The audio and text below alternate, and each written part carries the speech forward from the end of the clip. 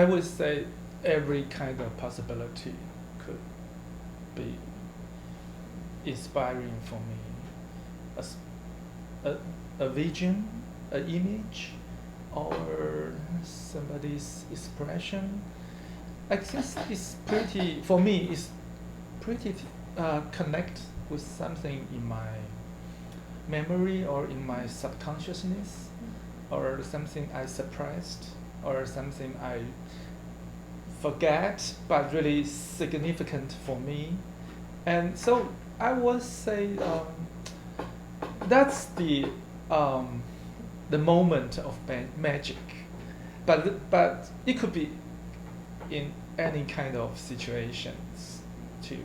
Yeah, for me, I don't know any specific characteristics. Okay, it's random. What comes to my mind now, it came to me like I was thinking about flying. I quite often feel, because I'm scared of flying, then I feel inspired to ride in the airplane, but also when I'm traveling, like when there's movement. But then it's like also when I'm reading, it turns into writing quite often, or then also like what people are like, kind of like if you are in the middle of some kind of conversation, or like what stays in your mind as like how the language or what you have heard, that's maybe some kind of like it may like open the writing or put me to write, but yeah, not when you're very social, and not if you're really busy, I think, or like if you have really much like distraction.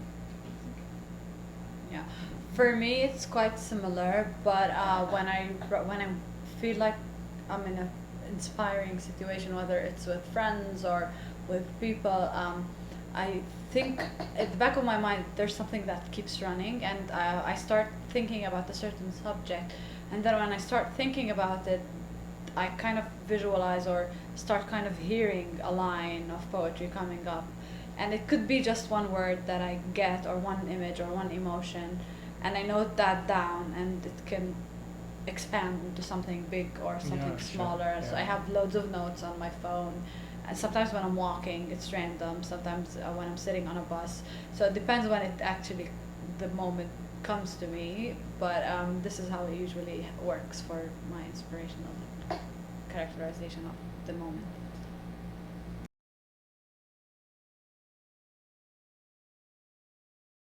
I was quite critical of the idea that sound is the thing that is not translating, but when I was looking at my trying to do some raw translations of my poems, it seems a little bit that like the patterns which you make with the sounds of words, they are okay.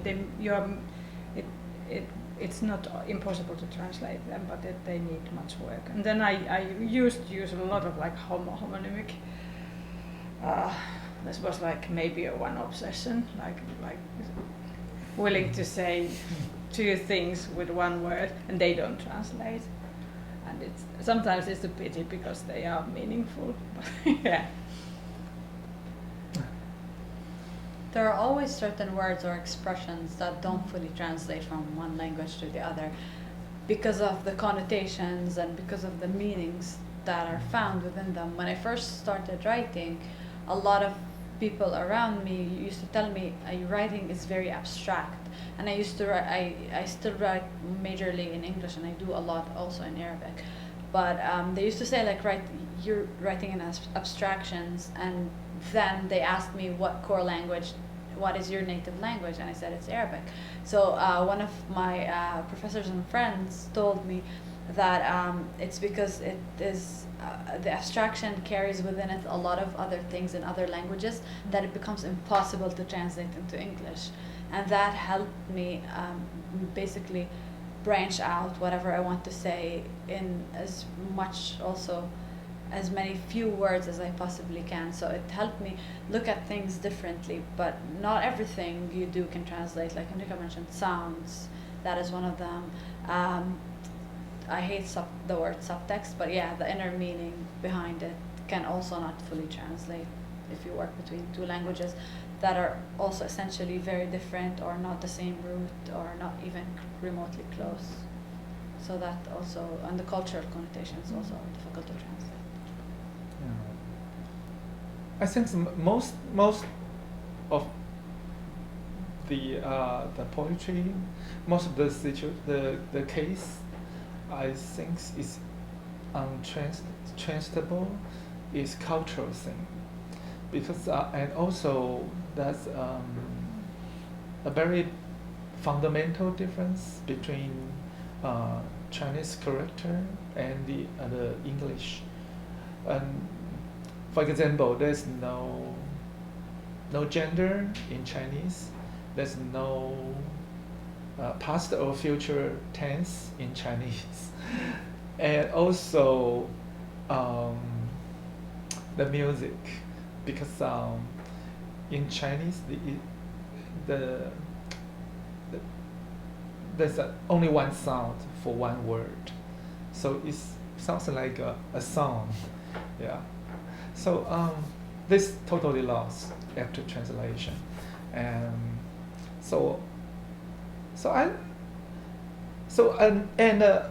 actually that sort of concept. What's your concept of poetry? I know a lot of beautiful Chinese poem.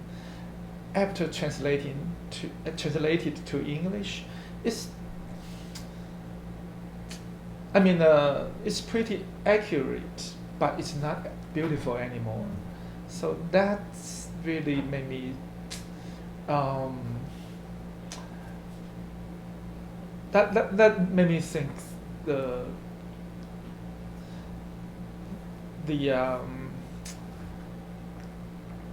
interface of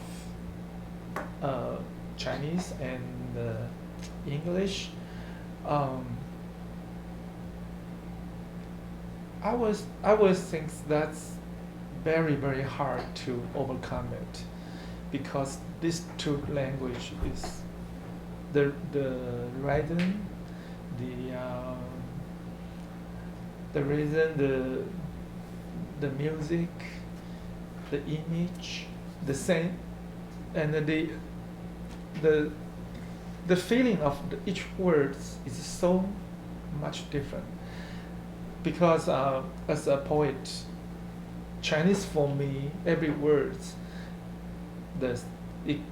I can sense its color, its smell, his memory, his story, its character, but it's really few words in English make me feel that way.